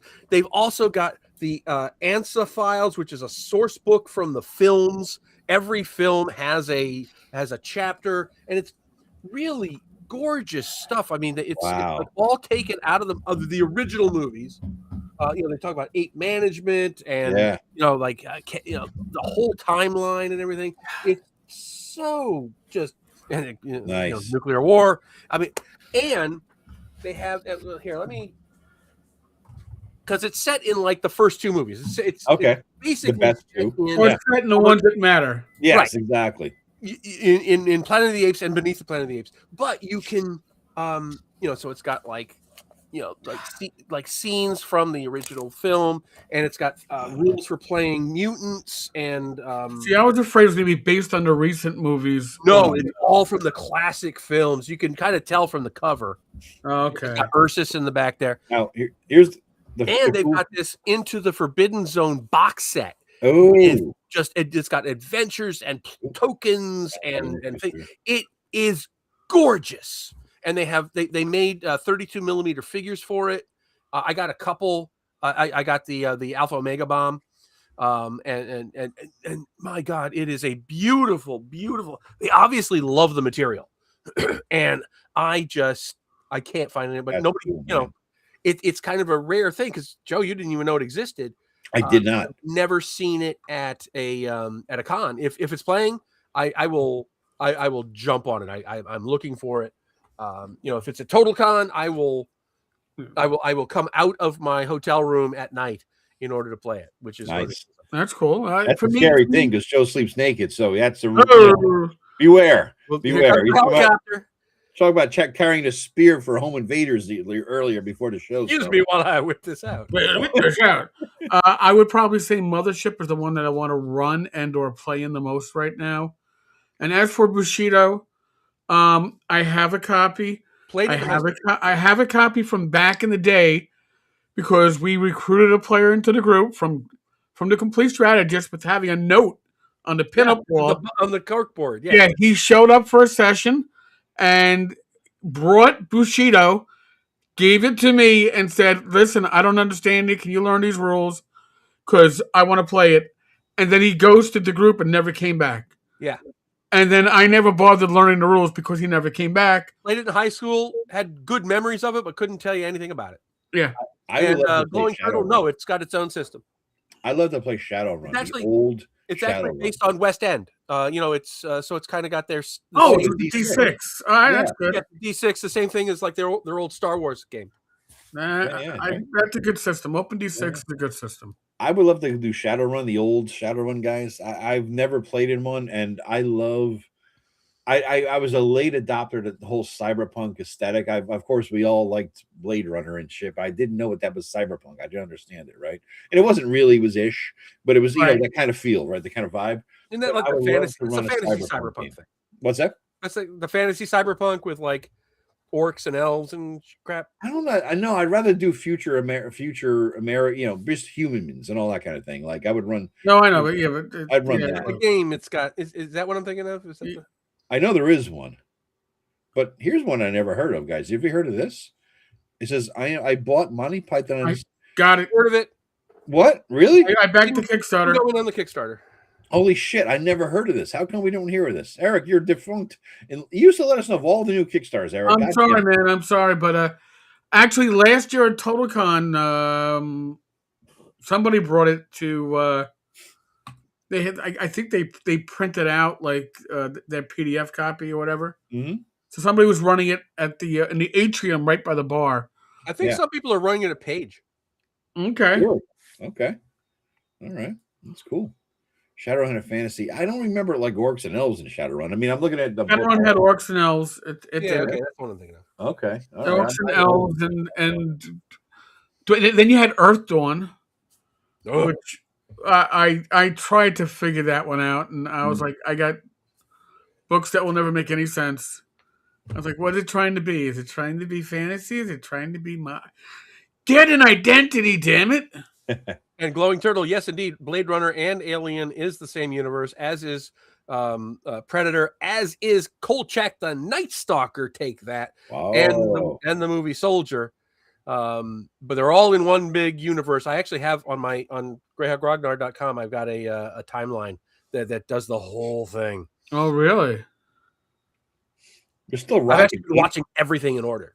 We're still rocking 89 people watching, guys, at 10:30. That's pretty fucking good, I gotta say. 10:30 on a Sunday. Woohoo! Yeah, it's not bad for all of us. Red Dwarf. I watched Yeah. Red Dwarf the series, but never couldn't get into it.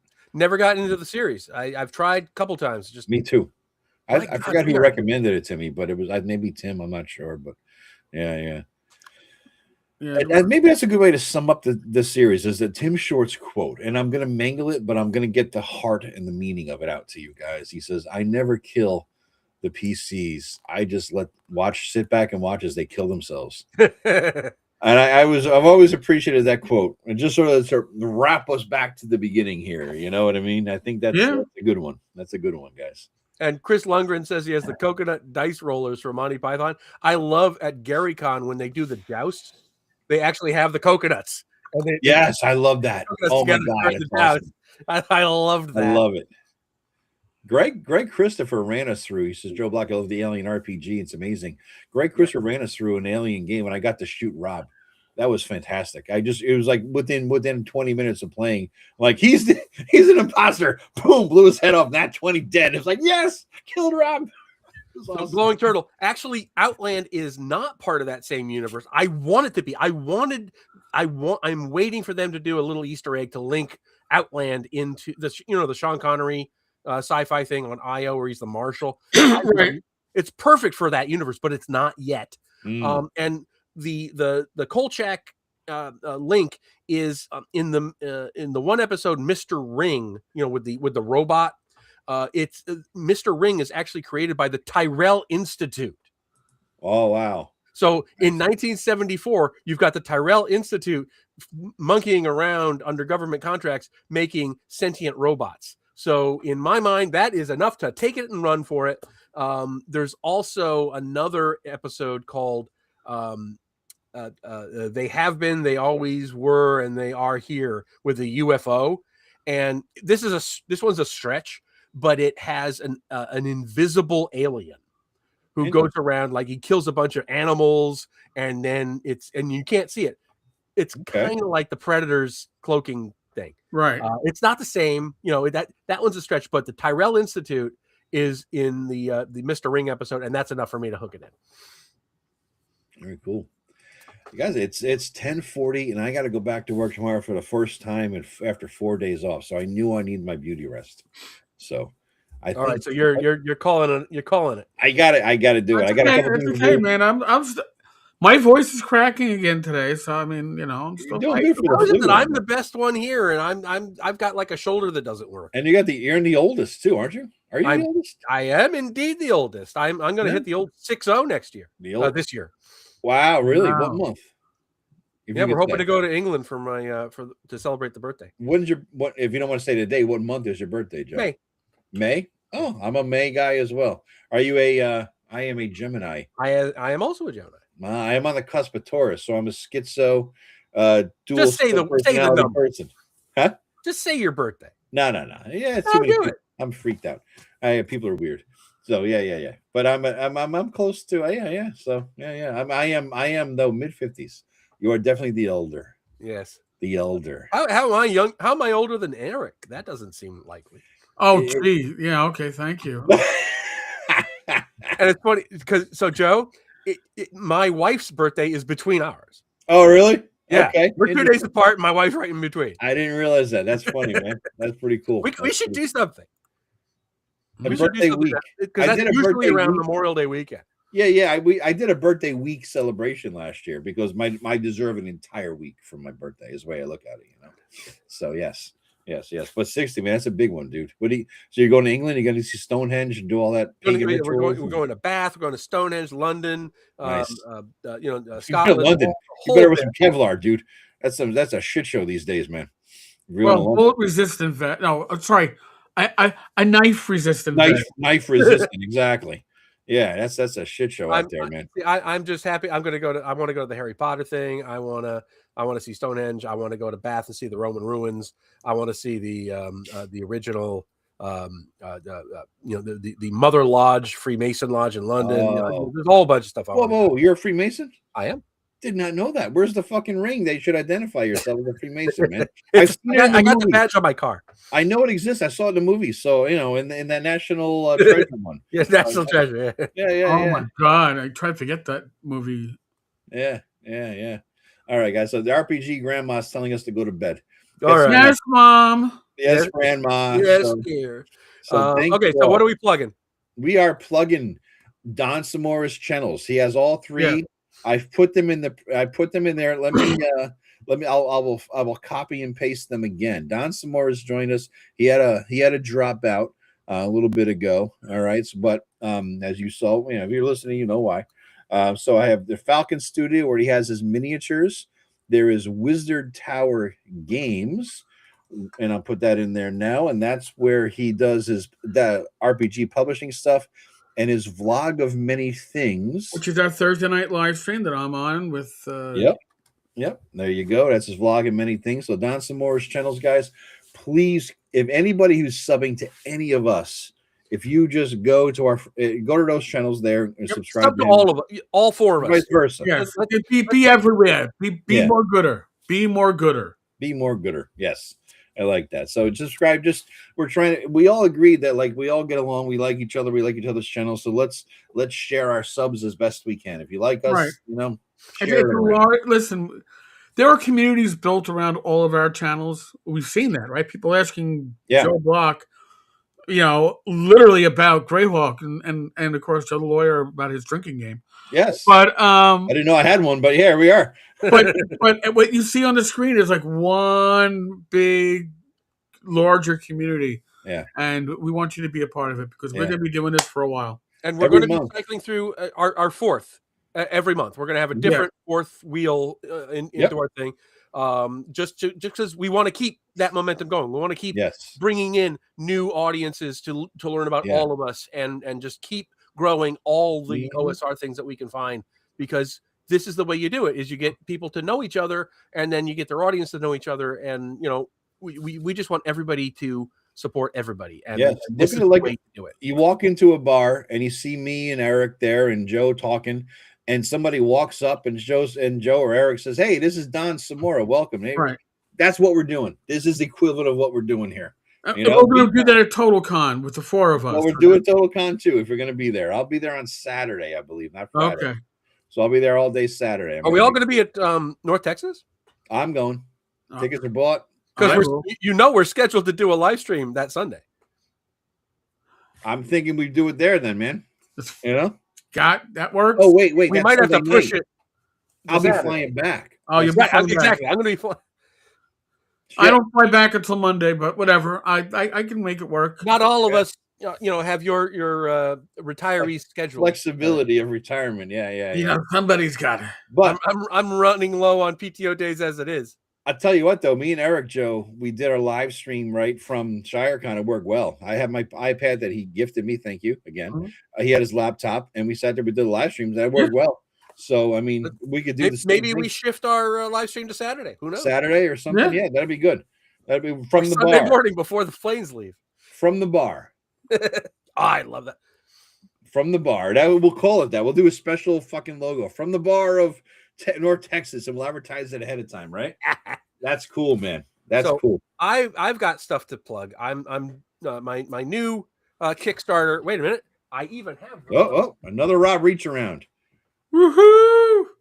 Joe's got one sexy ass. Wouldn't you agree, Eric?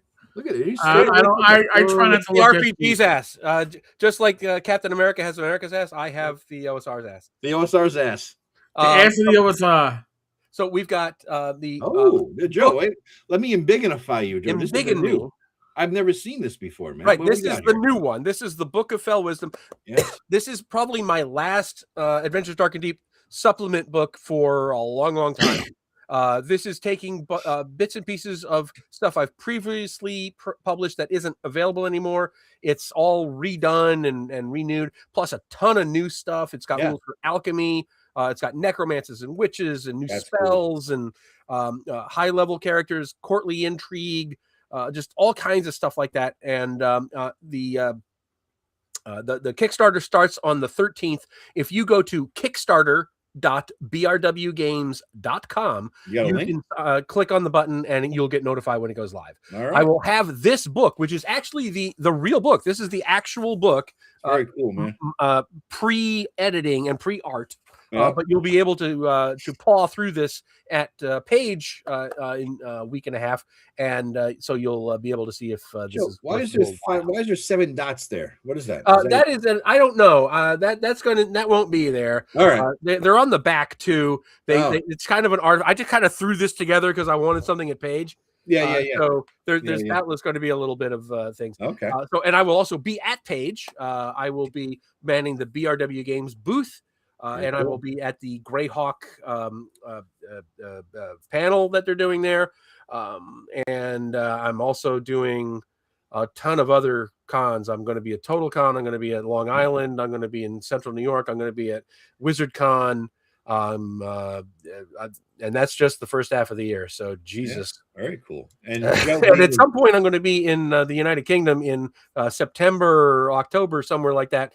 Boy, wouldn't it be cool to set something up while I'm out there? When is RopeCon, Joe? A pub moot or something. Isn't RopeCon a big one out there? Is that in UK? Couldn't tell you. I have no idea. I know Raji always goes to one in the UK. I think RopeCon that was in Finland. Finland. Oh, my bad. Okay. Yeah, they have big game cons out there. But we are not scheduling this around such a thing. Yeah, but Joe, you can write the whole fucking trip off. Just saying. You know what I mean? I don't think you quite understand the economics of BRW Games here. Oh, okay. that I just have this big pile of money that I could put an entire trip for two to England on. It's like you're saying about my car repair. That way. It's like you're saying about my car repair. You're a lawyer. I'm like, I'm not that kind of lawyer. You're a successful New York attorney. And you always will be. I'm not like your sister. I work in a, I know, not at all. But as you can see from Joe's book, I wanted to point out, a lot of people put up a Kickstarter and they're like, back my shit, and maybe someday, hopefully, I might write it, get it published, and all that. Joe's shit is done. Right. All right, guys. It's written. The book is literally written. It's done. I need the Kickstarter for editing and art. Yeah. I'm going to be at CNY this year. That's like a week after North Texas. I believe. Yeah, it is the weekend after good to go. I couldn't go last year because of fucking shit. But yeah, so yeah. CNY is awesome. Yeah, I'm going to go. Awesome. So is WizardCon. WizardCon in Michigan was a blast, and WizardCon is Don's Con, right? Yeah, right. That's Don's There Con. you go. And it was a hoot, and I can't encourage people to go there enough. If you're anywhere in range of it. How many people, Joe, show up to this thing? Oh, it was several hundred. Nice. Yeah, no, for a first con out, it was nice. Eric, you were there, right? Yeah, I would say it was probably between 200 and 250. Yeah, and it'll only get bigger. That's pretty much CNY numbers. I think we're just around 200. Nice. They're about the same thing, which is nice to be on the on the beginning of something like that. Yep. You know? Yeah. Both of them year one, awesome. And what's ShireCon pulling in, like 170 or so these days, or what? I don't know.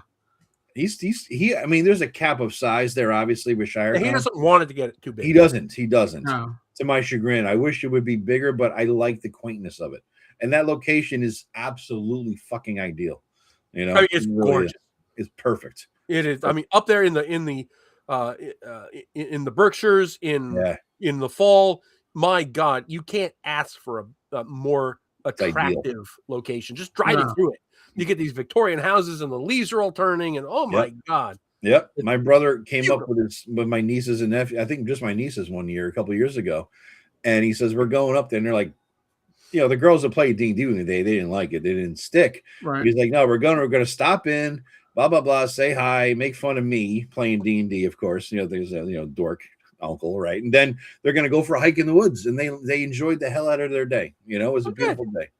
You know, I'm getting a hotel because I don't want to stay at the B&B with the roosters waking up at 4 a.m. Fuck that. Fuck. I've done that. I've done that more years than I care to do again. No, not she was nice.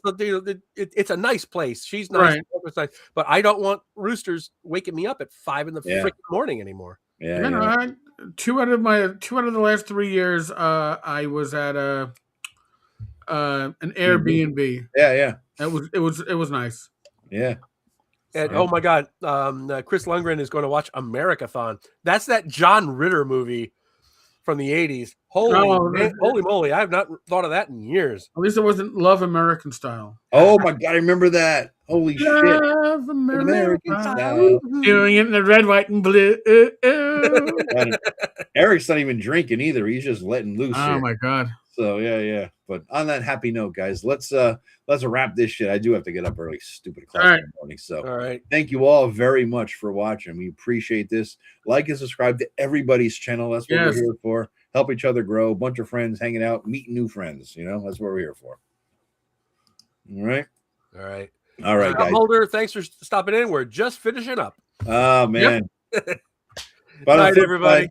You got an hour and 45 to watch now, Scott. So enjoy.